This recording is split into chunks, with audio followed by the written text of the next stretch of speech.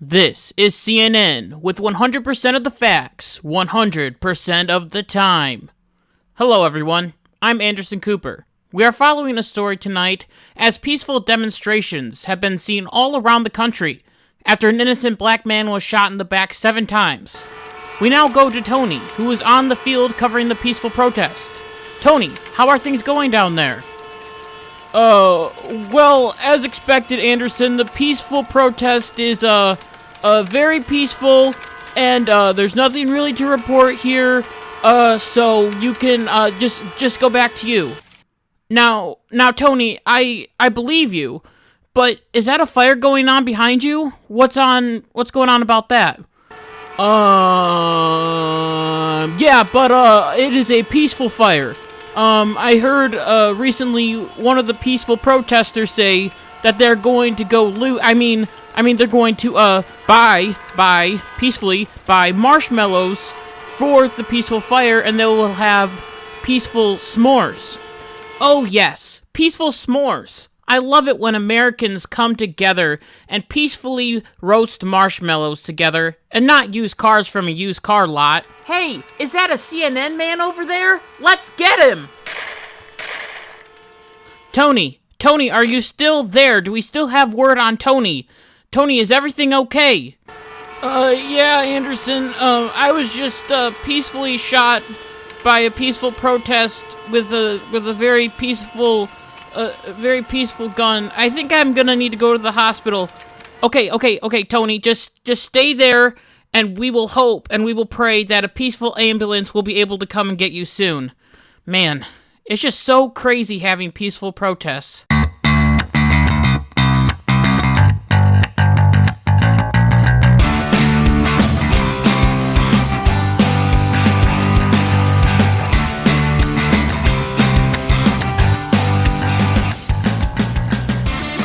Hey, what's going on, everybody? It's Kyle Dockery with the Dockery Docket. We are here with our very 40th episode of the Dockery Docket. Can't believe I'm saying that. I'm excited to be here, and I hope that you are excited to be here as well.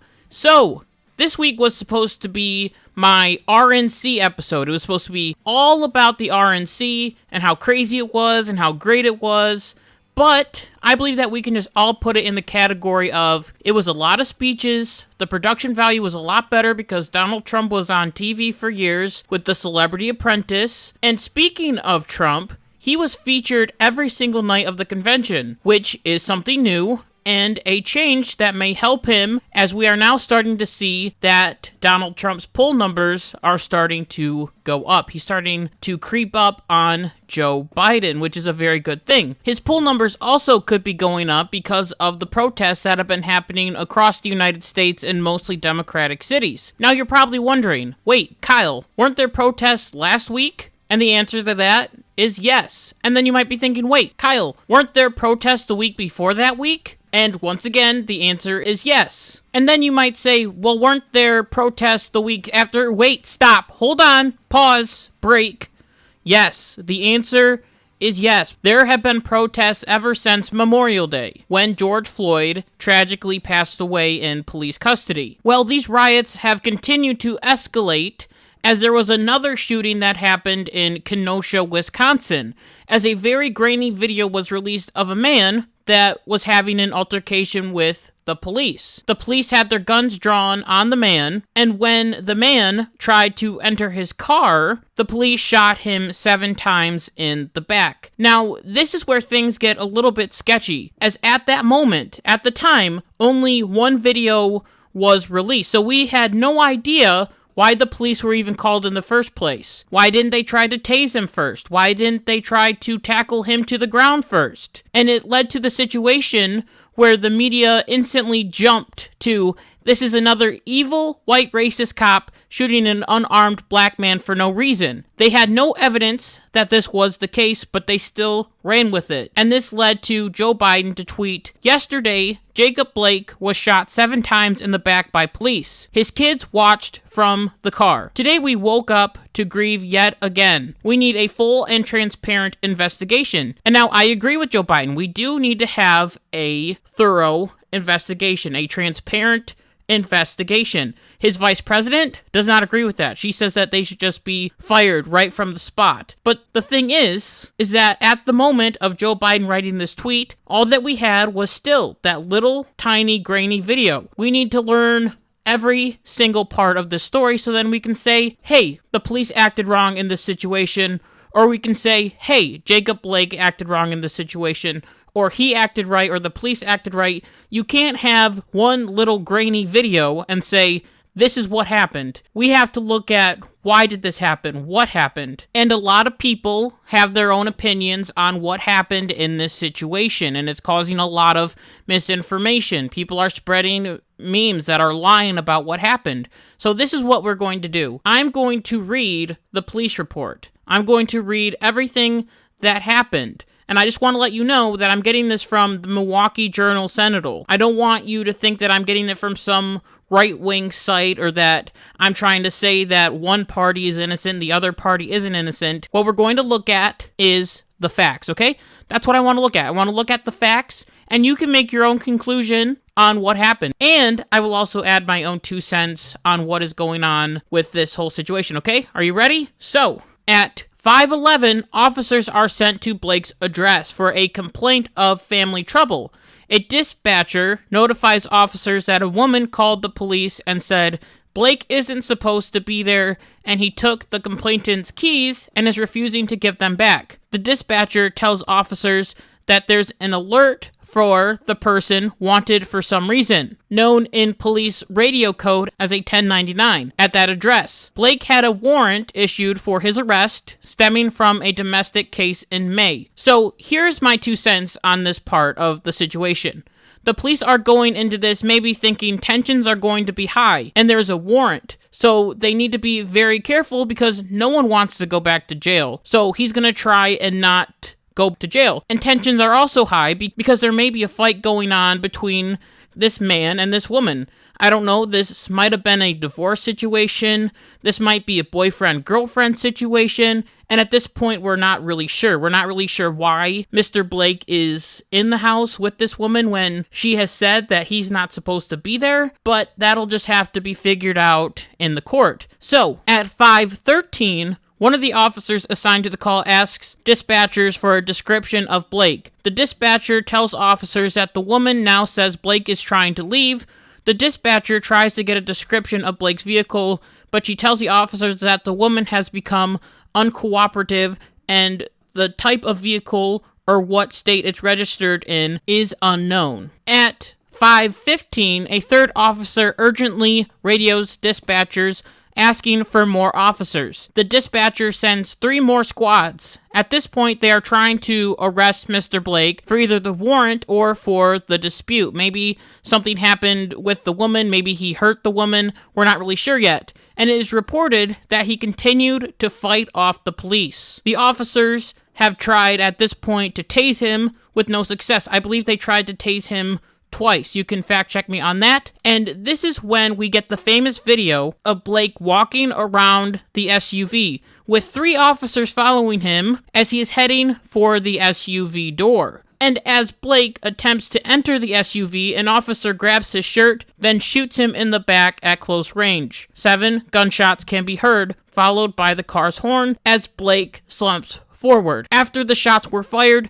the police called for an ambulance, and they were working to save his life, and they did, as Blake is still alive today. So that is all what has happened in the story so far. There may be more facts that come out later, because it still has to be investigated, and I'll make sure to keep you up on that. But the fact still stands that any situation like this is a tragedy, and I wish that it wouldn't have happened. I believe that both sides could have changed the situation. I don't think that the police officers had to shoot him 7 times, and I also don't think that it was very smart for Mr. Blake to try and get into his car while there are 3 police officers that are trying to detain him. The 3 officers have their guns drawn, and he's just sort of walking to the car. Like, why was he doing that? And I just don't understand how he thought he was going to get out of this situation. And this is why, once he opened up that door, the officers are always thinking ahead. They are probably wondering, is he grabbing a gun? Is he grabbing another weapon like a knife? or even if he's just getting in the car to check on his kids or to drive away, he can use the car as a weapon to run over the officers. So my question is, what are the police supposed to do in this situation? Just let him go? This does not mean that they had to shoot him 7 times, but if you go down the list of, okay, they tried wrestling him, okay, they tried to tase him, what's next? What are they supposed to do to stop this person so then there's less violence happening in this whole entire situation? And another interesting point about this case is that the police don't even know if that car is Blake's car. I mean, the whole reason that the police were called and were having trouble is because the woman called and said that Mr. Blake was trying to steal her keys. So what if he's trying to steal her car with the kids in the back seat, which could possibly be kidnapping if the woman had parental rights over the kids? And we don't know this yet. I'm just speculating on what could be a possibility. So you could have had a runaway car plus kidnapping, which could lead to more violence happening, because if he drives and all of a sudden he hits someone, then he could cause more issues. So how are the officers supposed to stop this? And another question that I have about this case is, why was he reaching into the car? Well, according to the Wisconsin Department of Justice, a knife was found on the driver's side of the SUV. That's right, the exact same side that Blake was reaching into. Now, many people have said that it is not illegal to have a knife in the car. Now, this is true. But does this mean that the officers have to wait for him to get a few swings in before they shoot him and stop the threat, which is him? And once again, I ask, what are the officers supposed to do in this situation? If Mr. Blake got into the car, grabbed the knife, and got out and started swinging at the officers, what are the officers supposed to do? What is supposed to happen? How are they supposed to de-escalate this situation? Okay, I really want to know. So please, write your comments, and I want this to be a civil conversation. And this is why I hate talking about situations like this, because all I tried to do was give you the facts of what happened, and still there will be people who are divided by this. I'm not trying to be biased at all, and I know that in the story that I said, I gave some of my own opinions and my own thoughts of what's happening, and this is because I'm trying to understand the situation myself. And I know that you probably are too. So that's why I gave you the facts. So then you can make your own opinion. That's what I want. I want you to make your own opinion. Don't just listen to me. Go out, find the facts, find something different, and share them with me. If you see something and you say, Kyle, you're wrong about this, please send me something. And this is the problem that we have with the media, as the media has split us into these different factions. And it is honestly super duper annoying to me going on social media and seeing posts that say something like this: Jacob Blake wasn't committing any crime. Instead of asking why he didn't comply, ask why an officer who was called on the scene for 2 white women fighting somehow shifted his attention to this black man, drew his gun on him, and shot him 7 times in the back. According to the report I just read, this was false. There was some idea or some story that Blake was there to stop a fight between 2 women, and this is also false, as according to the 911 call, the woman was calling because of Blake, not another woman. Once again, we can say that the officer should not have shot him 7 times, and maybe their training was a little bit weak because they couldn't tackle one man to the ground, and we can say that this is a tragedy, but spreading false information is wrong, and I hate that the media is doing this. It is disgusting, and it is causing the country to split more and more. This is stoking the racial tensions that we are witnessing in these cities.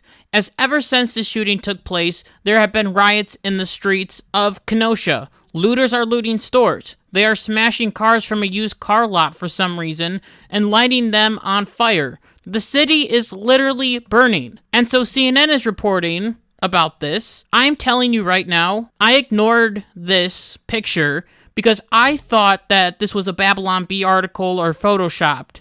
But it wasn't. This was all real. The CNN Chiron said, fiery but mostly peaceful protests after police shooting. Oh, so that's how it works. Let me tell you right now, I'm really glad that CNN wasn't around when Pearl Harbor happened. The Chiron might have read, explosive but mostly peaceful attack after bombing. Or when the Titanic sank.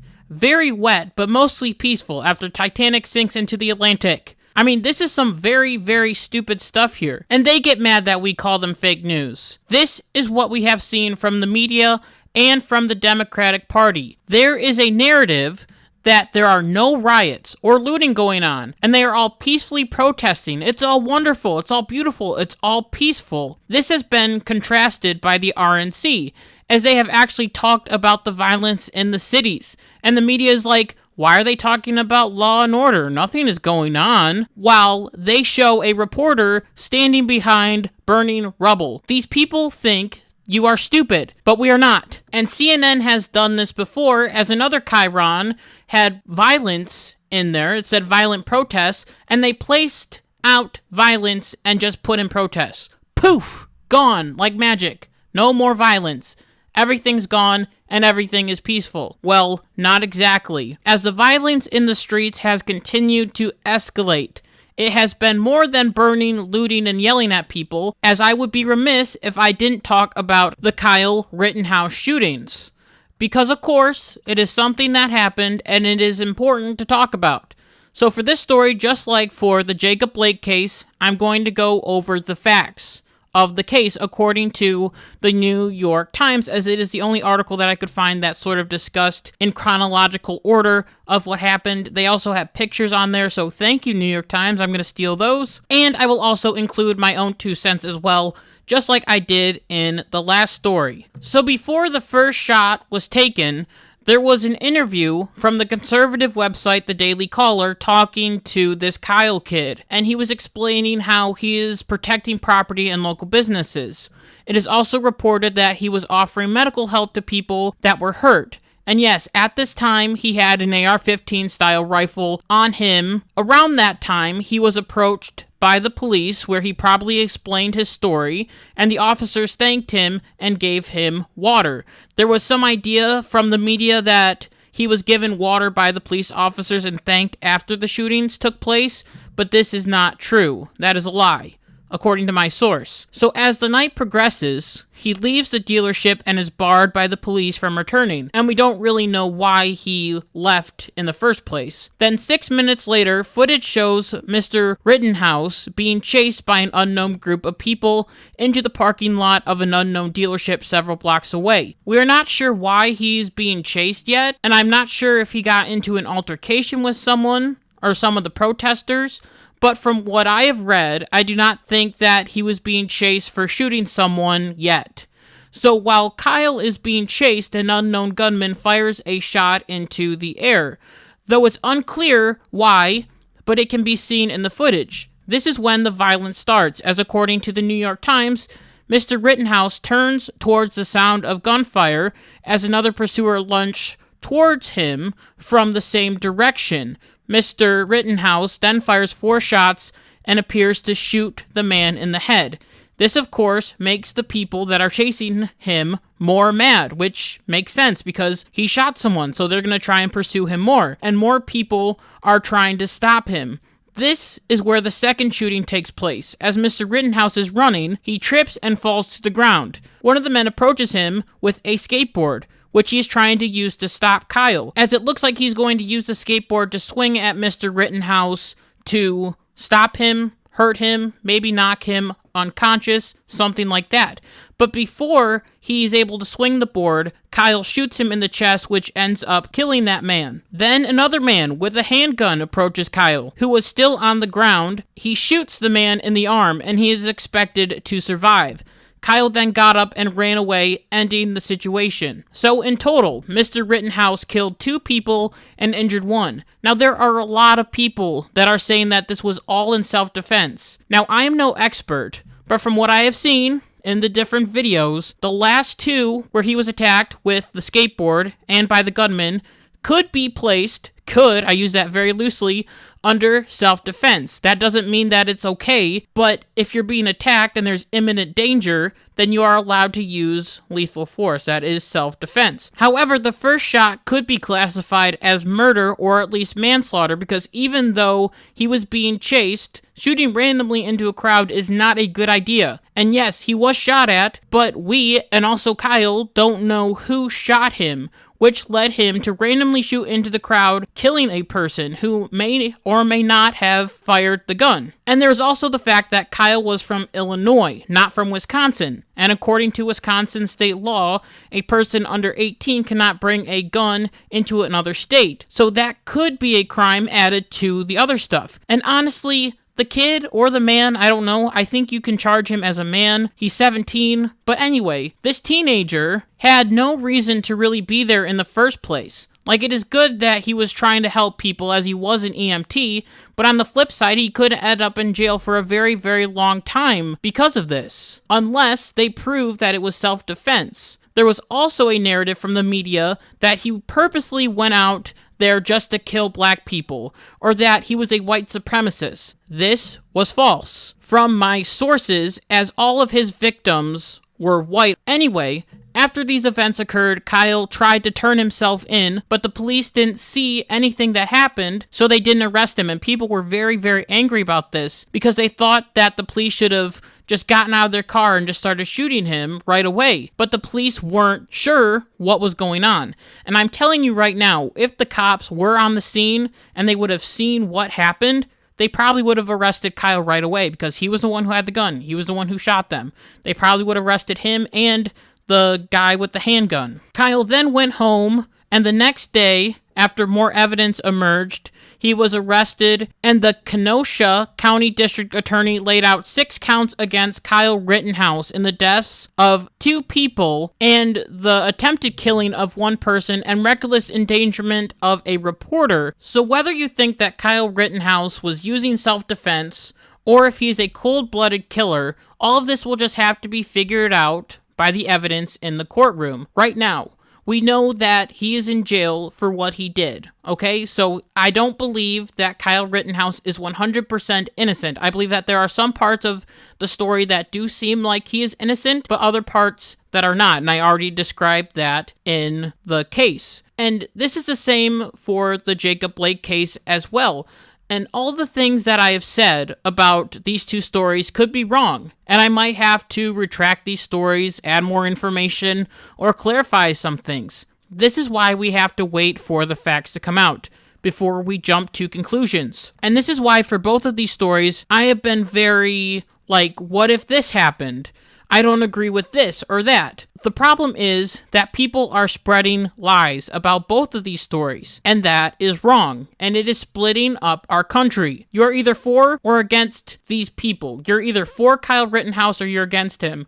You're either for the killing of Jacob Blake or you're against it, and this has led to the violence to get worse and worse in these democratic cities. And all of it is just terrible, and I wish that we could live in a society that was full of peace, where no one would get shot, and we could just all live in peace and harmony. But right now, we are not seeing that, and these riots are not helping with the idea of peace.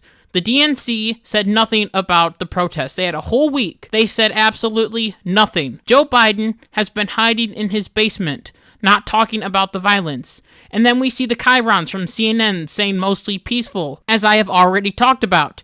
And people are wondering what is going on. People are starting to catch on, as people are starting to get sick and tired of these riots, and the larceny, and the people on the streets, and the people that are dying. 30 people have died from these different protests. This has led to a lot of people to turn to Donald Trump, as on the last night of the RNC, Trump made his acceptance speech for the nomination of the Republican Party, where he said, "Your vote will decide whether we protest law-abiding Americans or whether we give free rein to violent anarchists and agitators and criminals who threaten our citizens." He also said, "How can the Democratic Party ask to lead our country when it spends so much time tearing down our country?" And you might be saying, "Oh, Kyle, this is Trump's America because Trump is president. Why doesn't he just stop it?" He has tried. He sent federal troops into Portland, and they called them stormtroopers or secret police. The mayors have rejected help every single time Trump has reached out.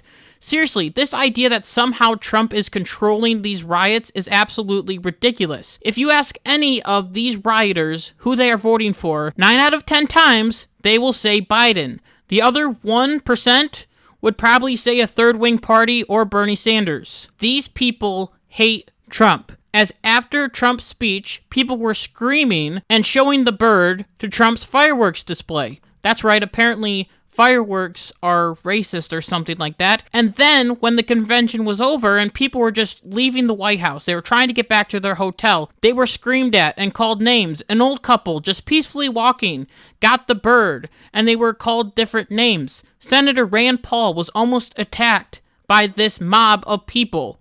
This is once again unacceptable, and it is time for us to call these people out as they continue to get more and more violent, as there are many stories of this mob going into different restaurants and demanding people raise up a fist. This is bullying, and as I've already said in the past, bullying is a part of the left-wing agenda. We cannot sacrifice ourselves to this mob or to the party that supports it, and the media that is again calling all of this 100% peaceful. It is time to be honest about all of this. And I believe that it is time that we give Donald Trump 4 more years in the White House. I just really want to thank you for listening to this episode of the Dockery Docket. Make sure to like and subscribe. And until next week, on Tuesday at noonish, like my mom always says, be good, be kind, be loving. Goodbye.